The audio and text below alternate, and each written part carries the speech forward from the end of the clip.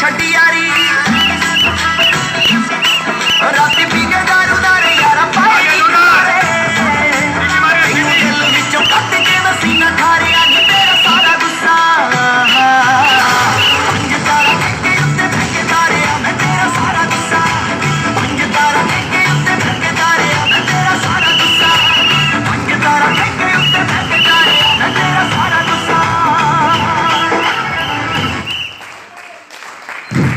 मैं चाहूंगा रीता जी से रिक्वेस्ट करूंगा। कैसा लग रहा है? बहुत अच्छा।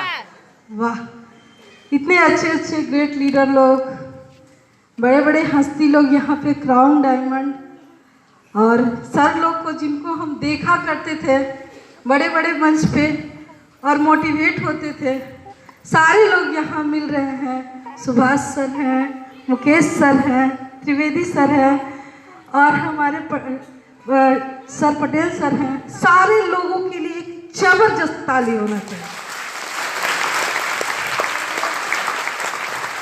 मैं Rita Kumari Ravi D action platform पे आने से पहले एक हाउसवाइफ थी। हाउसवाइफ मतलब घर में रहते थे, खाना बनाना, बच्चे को देखना, यही मेरा काम था। लेकिन कभी सोचे नहीं थे कि एक आम महिला जिसको ना तो गांव में ना ही तो कोई समाज में कोई मान सम्मान देता है और वो कभी खास बन सकती है। तो सबसे पहले डी एक्शन के लिए एक जबरदस्त ताली होना चाहिए। चुंदड़ी जयपुर ते मंगवाई रेंडी सोने की घड़ोई गले में। और मैं बहुत ही गरीब घर से बिलोंग करती हूँ। मेरा घर गांव में ही है, कचपा। लेकिन मेरा सोच बड़ा था क्योंकि मैके में पले बढ़े औरंगाबाद जिला में, बिहार में। लेकिन मेरा मैके अच्छा खासा था, पैसे वाले लोग थे। लेकिन हम 5 बहन 1 भाई थे। मेरे पापा नौकरी करते थे छोटा मोटा स्वास्थ्य विभाग में। और गरीबी में के कारण, जानते ही हैं कि शिक्षा के अभाव के कारण, गरीबी के कारण गांव देहात में कम उम्र में ही अपनी बेटी को शादी कर देते। उसी का मारा हुआ हम भी हैं। 16 में मेरी शादी हो गई, जब ना तो हम सोचे थे ना तो समझे थे कि मेरा जिंदगी क्या होगा।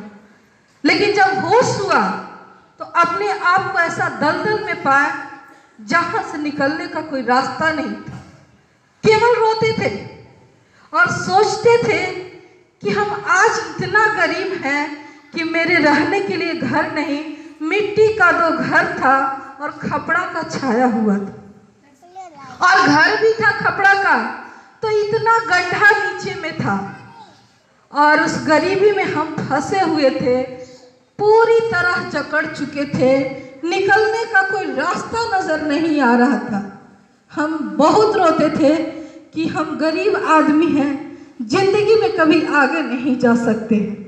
लेकिन 15 साल तक रोते रोते मुझे लगा कि हम तो गरीब हैं, लेकिन जिस बच्चे को हम जन्म दिए हैं, अगर उसको भी गरीब छोड़ करके जाएंगे तो मरने के बाद भी ये बच्चे मुझे माफ नहीं करेंगे।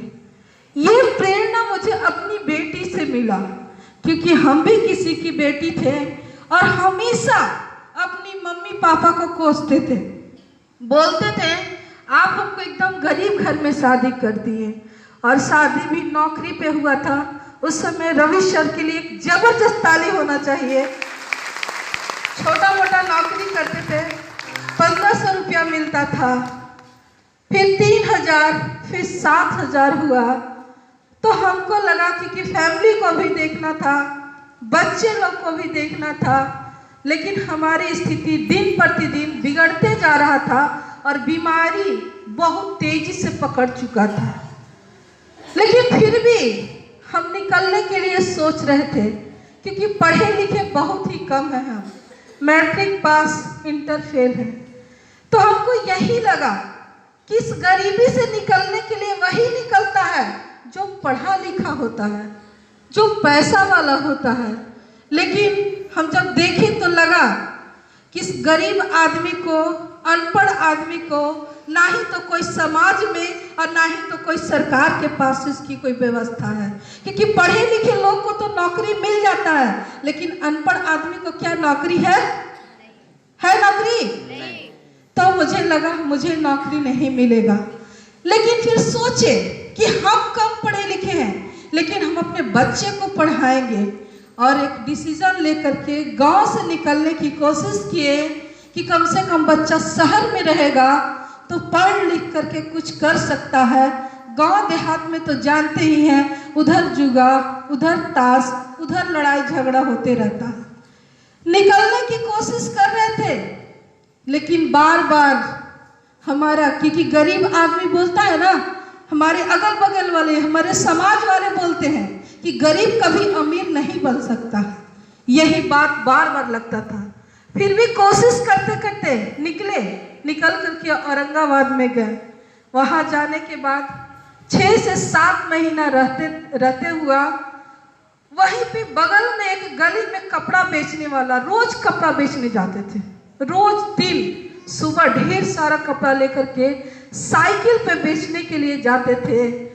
तो वही डी-एक्शन के बारे में हमारे रवि सर को 3 महीना से बता रहे थे, और कहा जाता है नौकरी 500 रुपया का हो या 1500 रुपया का या 50,000 रुपया का, नौकरी करने वाले को थोड़ा सा ईगो हो ही जाता है।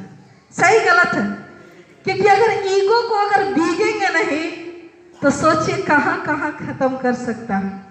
तो उनके अंदर भी ईगो था बहुत ज़्यादा कि हम नौकरी करते हैं, 7,000 रुपया कमाते हैं, और एक साइकिल पे कपड़ा बेचने वाला इंसान क्या बोलता है कि प्रोडक्ट खाइएगा तो बीमारी से दूर हो जाइएगा, और इसके बारे में बात करिएगा तो लाख रुपया कमाइएगा।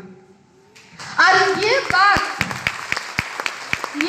रवि सर को हजम नहीं हुआ, क्योंकि वो ग्रेजुएशन किए हुए हैं। उनको मालूम था कि ग्रेजुएशन करने के बाद जब मुझे 1500 रुपया की नौकरी मिला तो ये साइकिल पर कपड़ा बेचने वाला 1 लाख रुपया कहाँ से बता सकता है। इसीलिए उनको बहुत गुस्सा आ रहा था। प्रोडक्ट के बारे में जब बोले तो बोले कि खुद अनपढ़ आदमी है, कम पढ़ा लिखा है, और ये डॉक्टरी की बात करता है, लंग-फंग दवा दे देगा तो हम खा करके मर जाएंगे। इसीलिए उसमें बहुत बार जब भी वो निकलते थे तो उनको परेशान करते रहते थे वो, क्योंकि बगल में ही डेरा में रहते थे तो परेशान करते थे। तो एक दिन अचानक बहुत गुस्सा करके रूम में घुसे, बोल रहे हैं ना कि आज के बाद ये बोलेगा ना तो इसको से हमको झगड़ा हो जाएगा। हम बोले कि कौन आपसे बोल रहा है? तो ये देखो ना एकदम पागल आदमी है, रोज जाता है साइकिल पे कपड़ा बेचने के लिए, बोलता है कि प्रोडक्ट खाइएगा, क्योंकि गैस कब्जियत का प्रॉब्लम रवि सर को था, बीपी लो भी रहता था, चक्कर भी आता था। वो बोलते थे लेकिन फिर भी नहीं सुनते थे, क्योंकि रिक्शा पे, साइकिल पे कपड़ा बेचने वाला डॉक्टर नहीं एक आम आदमी था, इसीलिए उनको विश्वास नहीं हो रहा था। तो हम सोचे कि ठीक है एक बार सुन करके देखते हैं। तो हमको इतना जोर से ही डांटे कि अगर तुम सुन ली तो उसको से झगड़ा हो जाएगा तुमको। हम सोचे कि इनके सामने नहीं सुनेंगे, ऐसा करते कि जब ये ड्यूटी चले जाएंगे तब जाकर के पूछेंगे, क्योंकि वो जो 1 लाख पैसा जो था ना, क्योंकि औरत लोग को सब चीज अगर कहा जाए कि अगर कोई बताए तो समझ में नहीं आता है, लेकिन जब पैसा की बात होता है ना तो लेडीज लोग के भेजा में जल्दी से घुसता है। सही गलत है?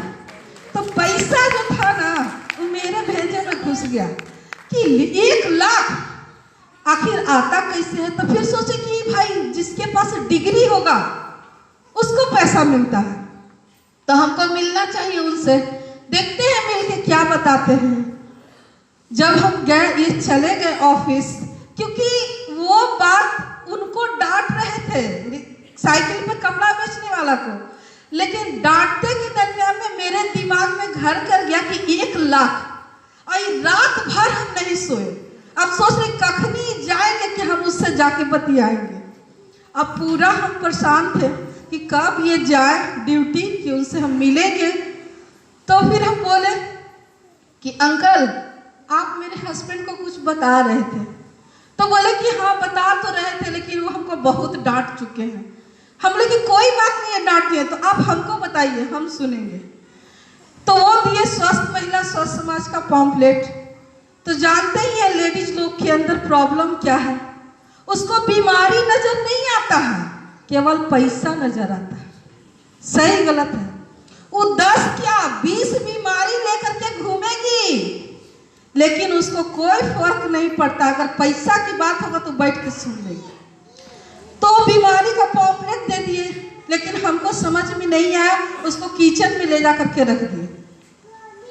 फिर सोचे, एक दिन ट्रेनिंग हो रहा था, अंकल बोले कि चलिए ना मीटिंग सुनने के लिए। हम बोले कि मीटिंग में क्या बताया जाएगा? तो जानते हैं वही बात, क्योंकि यहाँ पे जितने भी लोग आए हैं अपनी मर्जी से नहीं आए, क्योंकि कहा जाता है कि भगवान की मर्जी के बिना जब पत्ता नहीं हिल सकता है तो इंसान कैसे हिल सकता है? इंसान हिल सकता है? थोड़ी बड़ी दरवाजा लगी सोनिया। क्या मतलब है कि भगवान भी चाहता है कि कल तो तू गरीब था, एक बहुत बड़ी मीटिंग हो रही, जाकर कि सुन तेरी तकदीर भी बदल सकती है। थोड़ी बड़ी दरवाजा लगी सोनिया। इसीलिए आप मतलब, तो मुझे लगा, हम बोले कि वो भी बोलती है कि लाख रुपया कमाने के लिए डेयरी ऑनसोल से कोई यार है बताने के लिए। अब मेरा तो लगा कि 1 लाख। हम बोले कि अंकल जी पहले समझ लीजिए, मेरे पास सर्टिफिकेट नहीं है। तो बोले कि कोई बात नहीं है। हम बोले कि हम अनपढ़ आदमी हैं। तो बोले कि कोई बात नहीं है, वहाँ केवल बात करने से पैसा आता है। जब बोले बात करने से, तो हमको डाउट हुआ कि मेरे फैमिली में मेरे 3 अंकल हैं। मेरे फैमिली में तीनों अंकल बहुत पढ़े लिखे, कोई यूनिवर्सिटी टॉप